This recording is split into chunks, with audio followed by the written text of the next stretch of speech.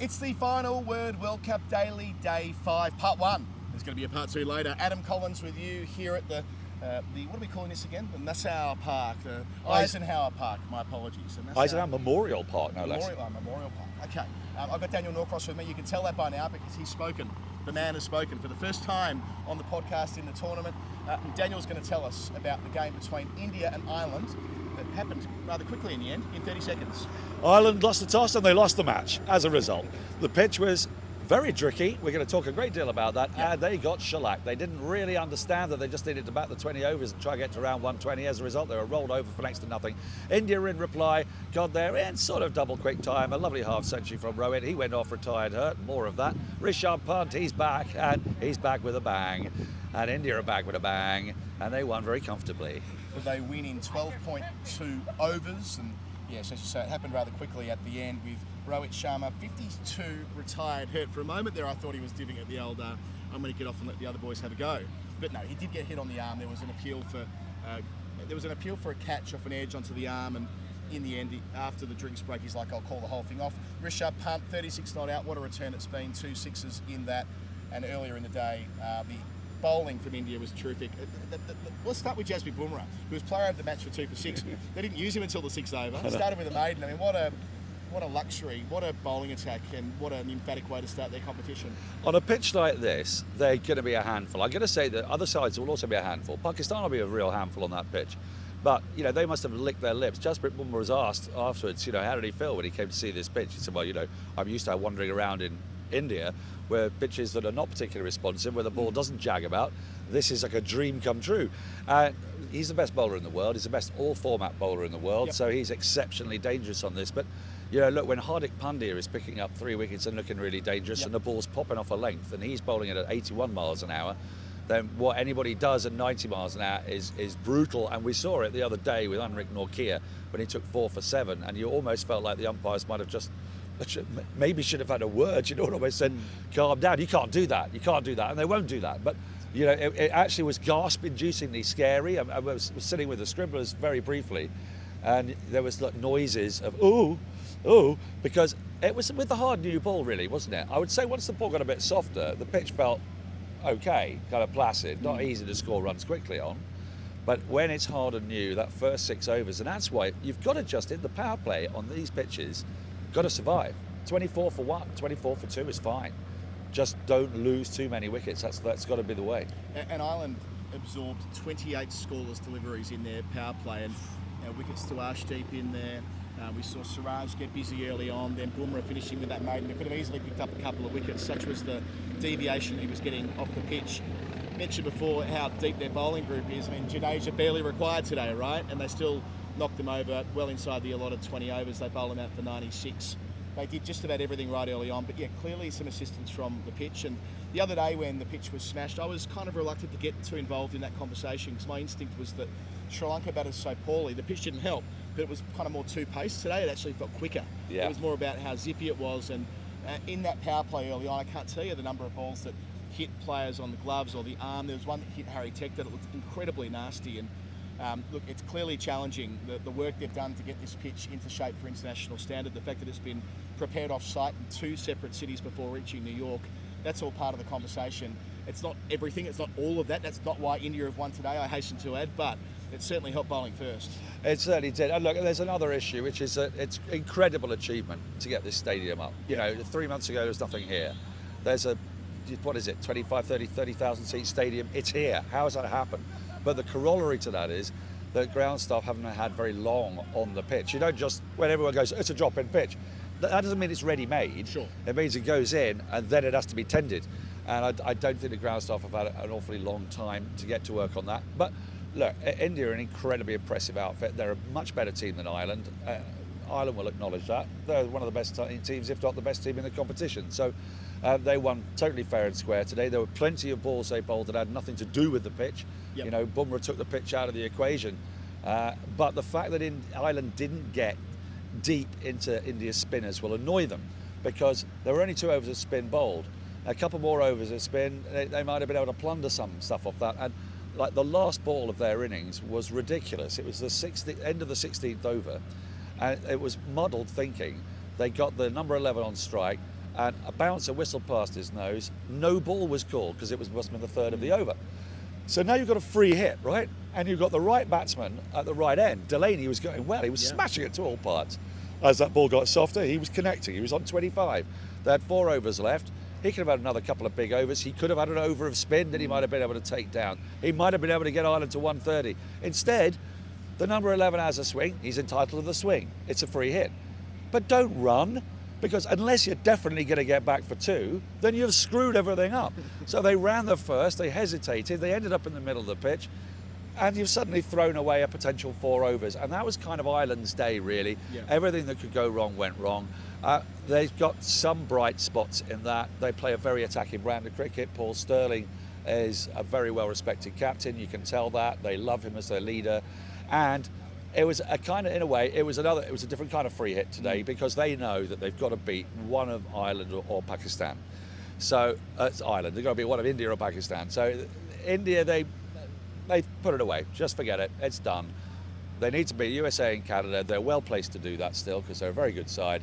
And then they should have a winner-takes-all game against Pakistan in Florida. That'll be the way they have to look at this game. For India, they've got like 1 foot and 95% of the other foot now into the Super 8s. Yeah, a lot would need to go wrong for India from here. Going through a few of the wickets, the top edge from Sterling in the 3rd over. We saw Lorcan Tucker bowl by an absolute beauty that decked away from Hardik Pandya. I think it was his 1st over. Tector, who struggled, he copped that maiden from Bumrah, then got a screamer that also hit the glove from Bumrah and ballooned in the air, and he was caught. Camphor 6 and out in the channel from Hardik Pandya again, and was caught behind. And by that stage, a halfway mark, they're 49 for 6, and then straight after the drinks break, they lose a couple of further wickets. So even the fact that they reached 96 was down to Delaney hitting the ball pretty well, and them having some big overs at 8 and 9 down. But for the most part, Ireland were outmatched them. When India went out to bat, they did drop Kohli in the 1st over in the slips. That was Balbirnie. Interesting point made by Steve Smith on TV commentary, that typically before playing an international match, you'll spend a fair bit of time on the field doing your slips catching and getting used to the conditions. And his theory was that Ireland wouldn't have had quite the opportunity to have done that here as yet. So, I mean, but still, it's a drop catch that went straight through his hands. Took Rohit a little bit of time to get moving, but when he did, he really put the foot down. He reached 50 and 36 balls, which has belied the 4 innings that we've seen, which have all been tough in different ways through this brief time we've been here so far. In the process, he went past 4,000 T20 international runs. His 600th international 6, would you believe? Had them at 76 for 1 by halfway, and then Rishabh Pant had some fun towards the end, and that was the job done. It was. I mean, it was pretty pedestrian as a game, wasn't it? It was great to see a big crowd in. Yep. You know, we were in America, and there were. That's the biggest crowd ever for an American 20,000. 20,000 and change, 20,600 and something. Now that number will be beaten again on Sunday when we have the India-Pakistan game. But yeah, to your earlier point that they are trying to do something here. We are all, I think, in different ways invested in this working as a concept. But yeah, having 20,000+ people here today, sure, 19,500 of them would have been diehard Indian fans who, in all probability, living in New York anyway. But still, you got to get them through the gates, and they did. I mean, they don't all actually. In my hotel, there are 4 people there who are coming from Canada. Right. And they knew their cricket as well. Properly knew their cricket. The wives, I asked them their favourite players. The husbands all went, Bumrah or Kohli, MS Dhoni. One of the guys' wives went, Stephen Fleming. I was not expecting that, and I thought, your cricket. Possibly. Yeah, a bit of that, but I like the fact she knew her cricket. So there was a variety of people here, and it made for a fantastic atmosphere. It was like being back in India in ways, wasn't it? Because the crowd made the same kind of noises in exactly the same places, and it was kind of thrilling, a bit goosebumpy, really. And one last point on the crowd: how about the noise they made when Rishabh Pant hit his first 6? I mean, his story is well known. The fact that he came so close to dying in that road accident a couple of years ago. Whether he would walk again properly, let alone run and play professional cricket. Of course, we've seen him in the Indian Premier League, and that's been enough to get him back into the Indian senior squad. But to be there at the end, to be there when the winning runs were hit, to hit a couple of 6s, and just remind people of what a talent he is, and the whole crowd were invested in that story too. They were, weren't they? There's real fondness for him, isn't there? Because he's such a charismatic individual, and you could sense that. It's like, phew, Rishabh's back, and hopefully now he can have a long and storied career.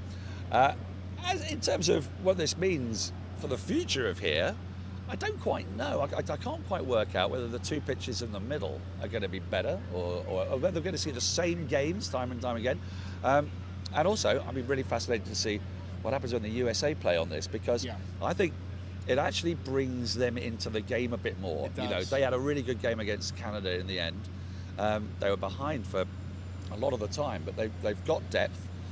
They barely had to use Corey Anderson at the end, and so they beat Canada almost without Corey Anderson. So, look, on a pitch it'll equalise things with two teams where there's, you know, one's a good team and one's, you know, a moderate team. That will start to make, I think, for some very interesting cricket. Yeah, there's a couple of parts to this. One, the boundary's massive here. Yeah, aren't they huge? It's like they've gone very American about all this. Like, well, what's the MCG's boundary? Let's make it 5 metres more. Probably not, but it feels that way, and thus we're not seeing that many balls go the full distance compared to most men's T20s around the world at the moment, and the turgid pitch, and the fact that the USA have got a win on the board already. So, you know, had they lost to Canada, it would be a moot point. But having done the job against Canada, as you say, they've got reserves as well with Corey Anderson. There'll be no easy wins here. Everything will be hard fought on this ground, but it does bring the teams closer together. It does, I think, provide a route to the Super 8s for the US. It's going to take a lot. They're going to have to beat Pakistan more well, it's almost certainly the case. They'll need to get beyond Pakistan, because at some stage the team that made the final 2 years ago will click, and the game against India will dictate their fortunes, as it always does in the group stage, because they're always drawn to play together in the group stage. Funny that. But, you know, I would say that from what we've seen so far, the USA, I'm not saying they're the 3 seed in the group, but there is a road for them. And I don't know whether we would have thought that 4 or 5 days ago. Yeah, well, without a doubt, I wouldn't have done. But, you know, I'm learning. Every game I'm seeing these teams more and more and more. I'm learning more about the depth in these countries and the players that are less familiar to me. And I've seen some bloody good cricket. I mean, at Dallas in the opening game, frankly, Aaron Jones' 6 hitting was stupendous. Performance in the tournament so far. Yeah, and whether he can repeat that on such a big outfield. The other thing just to take a note of, is, which makes things quite funny, is the outfield is so slow. So that can also equalise stuff. Yeah. And if you're not aware of how slow it is, Paul Sterling in the first over advanced down a wicket, crunched a drive. It was 4 all the way. He didn't run, and then suddenly the horror on the big man's face when he realised it wasn't going over. You need to be wise to what's happening here, and the teams that are wise will have just that little bit of advantage. It's the first night I took here. Huge fucking boundaries here, and I took that after the Sterling shot that I was certain was going before, and he was as well. Daniel, before we move to the other game we're going to be talking about on this show, which was the Netherlands and Nepal at Dallas yesterday, let's quickly jump to the Westfield. Oh, please. Stratford City, Westfield, London Hall of Fame. At the very least, I'll give you the copy. We might come back to the Hall of Fame in a bit. We'll see how I feel in about 30 seconds' time. Are you sick of being told you've eaten enough pancakes? Yeah. Are you fed up with society telling you you can't eat delicious pancakes all day? Yeah. Unlike Forrest McNeil, can you eat more than 15 pancakes without experiencing an existential crisis? That must be a pop culture reference that I'm not familiar with. Well, boy, oh boy, do we have some news for you. Visit Bill's at Westfield, London, before the 7th of June, so a couple of days you can do this for, and you can get bottomless pancakes for just £5. No. Bill's at Westfield, London, that's the one in Shepherd's Bush. £5 for bottomless pancakes. Please note, bottomless refers to the lack of a limit on pancakes and not the dress code required to enjoy said pancakes. Nice technical point there, Sheehan. Westfield, London, the real international house of pancakes. Well, I mean, you know, just £5. £5? I love it.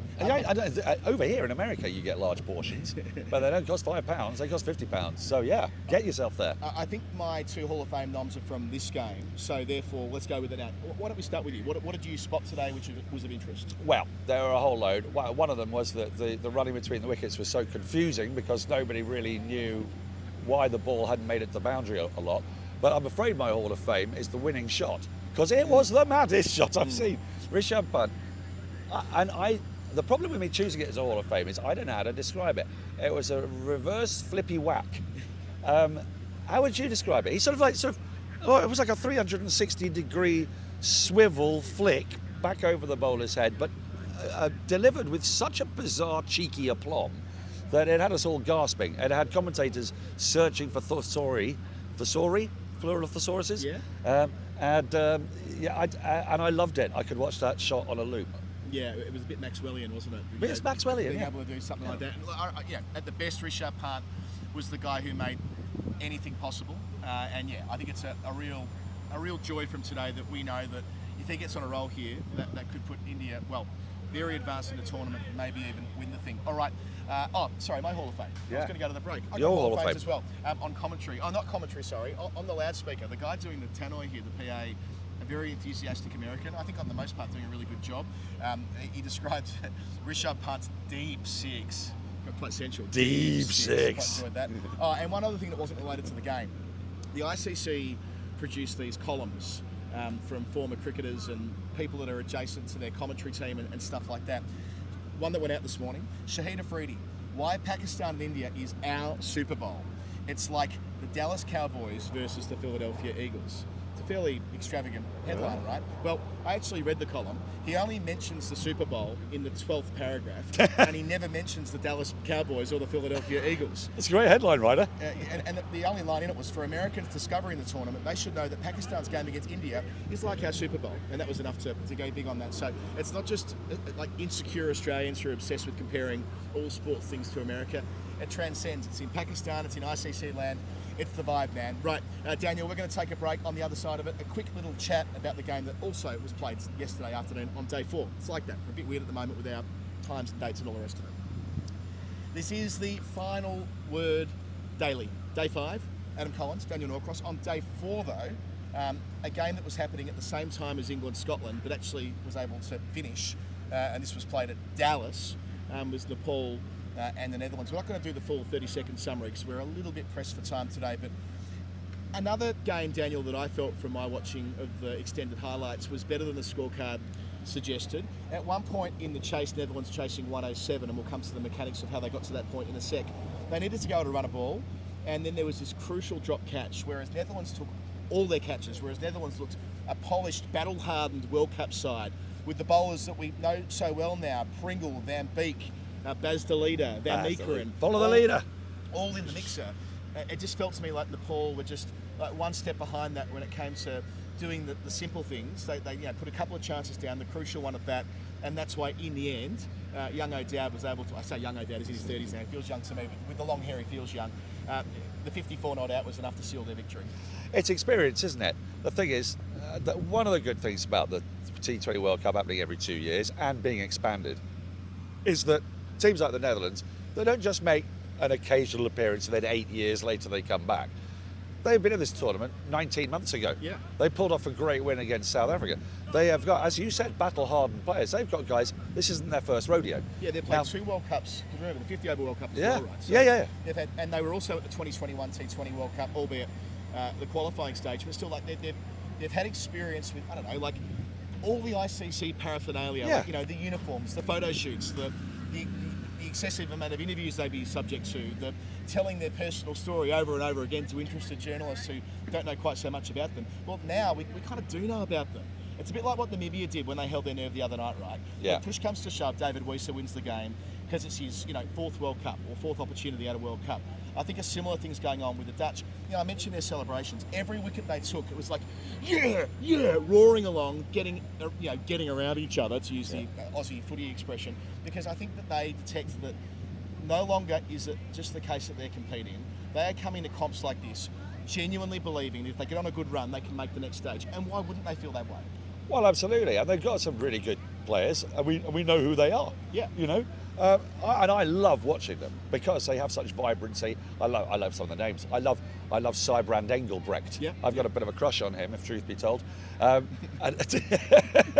He was run out from a little.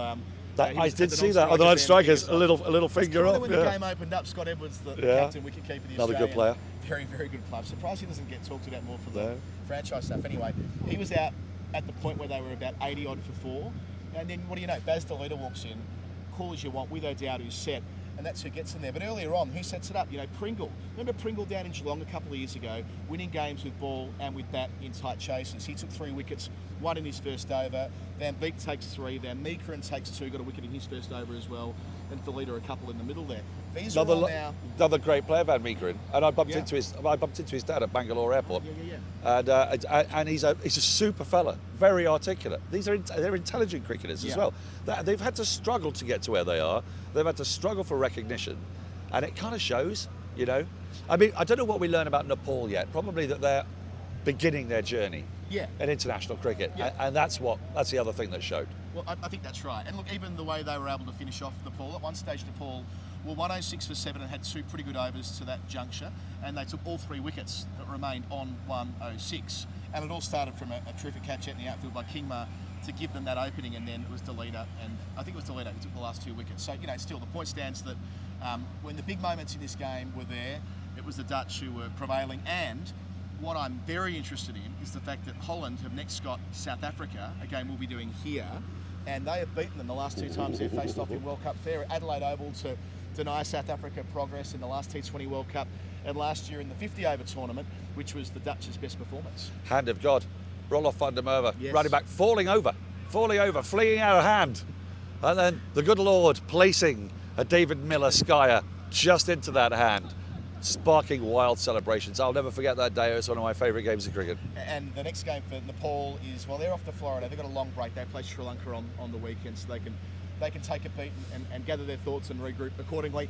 We have another episode of The Final Word coming out today. Jeff has with him Jeff and Barat, Basil, making his first appearance on the show for this month. They're doing the game at Barbados between Australia and Oman, and we've seen the Oman captain throwing punches in the press conference, saying that the Australians are a bunch of sloggers who don't play technically correct cricket. So that'll be fun to follow through the evening.